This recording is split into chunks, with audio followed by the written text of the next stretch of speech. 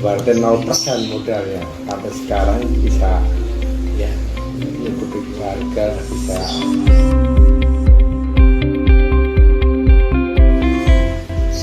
ya umumnya kan warga sini bisa manfaatkan limbahnya seperti ampas air itu diambil buat ternak.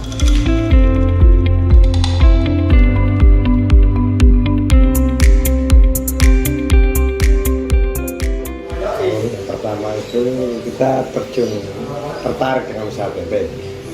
Kita tertarik dengan usaha tempe karena saya itu dulu kerja di tempat dagang tempe itu sudah lama usaha tempe. Terus saya kira-kira 4 tahun. Itu saya lakukan usaha tempe itu bukan di sini saja, tapi dari Jakarta itu di Jakarta saya 4 tahun.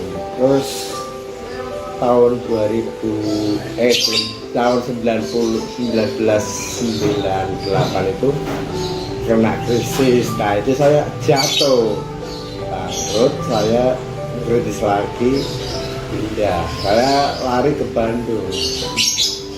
Di Bandung saya juga usaha tempe karena awal-awalnya saya itu dari kecil ikut pedagang tempe karena saya kan lulusan ya nggak sekolah lah, intinya pendidikan rendah, jadi saya harus usaha dan saya mempelajari usaha tempe itu dari Indonesia. Dan saya itu gimana caranya saya biar jadi seperti mereka, jadi bos tempe gitu, bikin usaha tempe. Jadi saya belajar, setelah belajar itu saya mendirikan sendiri kira-kira di Jakarta Selatan itu. Setelah 4 tahun kena krismon, saya bangkrut dan saya lari ke Bandung kerja lagi ngikut, karena kan kita kan tidak punya modal dari awal, mungkin dari nol lagi dari kritis.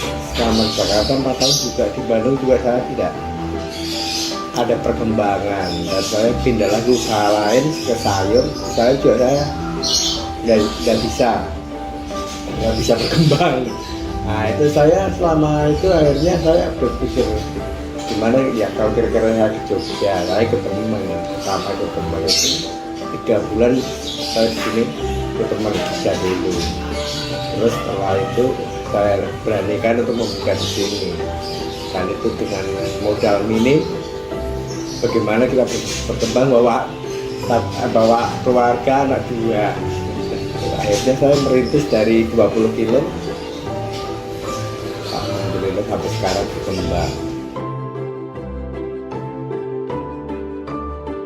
Saya milih nama tempe Firman karena anak saya yang pertama Firman itu anak saya udah 6 tahun itu.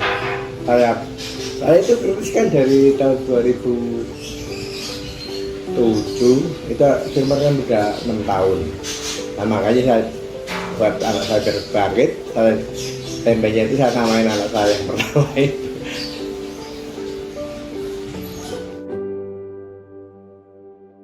Kalau tantangan itu pasti ada. Yang penting kita bersabar, karena dulu saya memperkenalkan tempe kualitas saya itu, dulu itu kualitas itu dianggap mahal. Dan tempenya saya bilang kan kualitasnya lumayan bagus karena saya belajar dari Jakarta dan itu tempe udah bersih. Di sini itu kita membuat harga dan model tempe yang bagus. Akhirnya dulu juga belum ada catnya, saya aja yang saya cap karena untuk mengenang orang biar gak lupa tempe itu.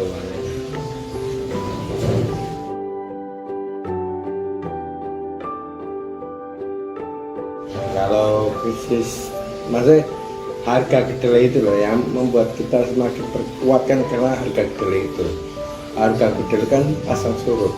Dulunya itu cuman sekilo itu di sini sudah 3.000, terus naik sampai sekarang itu tiap ada kenaikan pasti kita kena imbasnya lagi, modal habis lagi. Terus berapa tahap kenaikan sampai sekarang kan 11.500.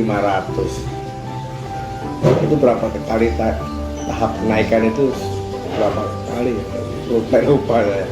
Jadi tiap itu ya itu perkembangan itu akhirnya sampai stabil harga. Kita jual tempe sekarang harga sampai ya perkiraan modal kedelai 12.000, walaupun kita belanja 11.500 tapi kita patok harga 12.000.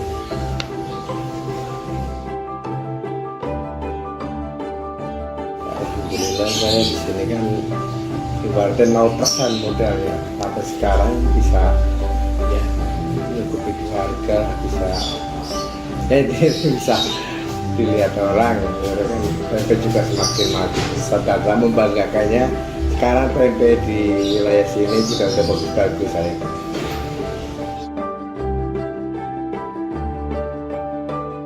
Dulu sempat usaha keripik, cuma kendala lokasi sama tenaga sulit, lokasinya juga sempit. Akhirnya kan saya juga yang capek, akhirnya ya mending tempe aja dulu lah. Kalau pelanggan yang pakai tempe saya buat keripik banyak. Saya terjun langsung ke pasar, dan itu ada yang memperkenalkan kan pedagang-pedagang itu, dan saya tiap tahun juga membuat kalender untuk mengenang tempe saya itu. Jadi sistemnya ya kayak sistem kayak iklan itu, tapi kita tidak bayar iklan. Kita juga sering inilah, karena kita kan di sini itu ibaratnya pendatang, ya kita harus sosialisasi dengan warga, dan ya namanya kan warga sini bisa manfaatkan limbahnya seperti ampas air itu diambil buat ternak.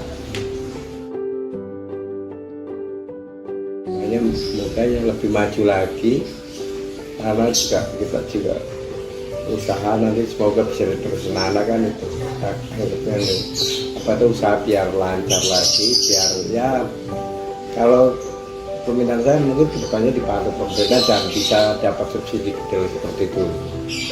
Harga kedelai itu mungkin menurut saya terlalu mahal.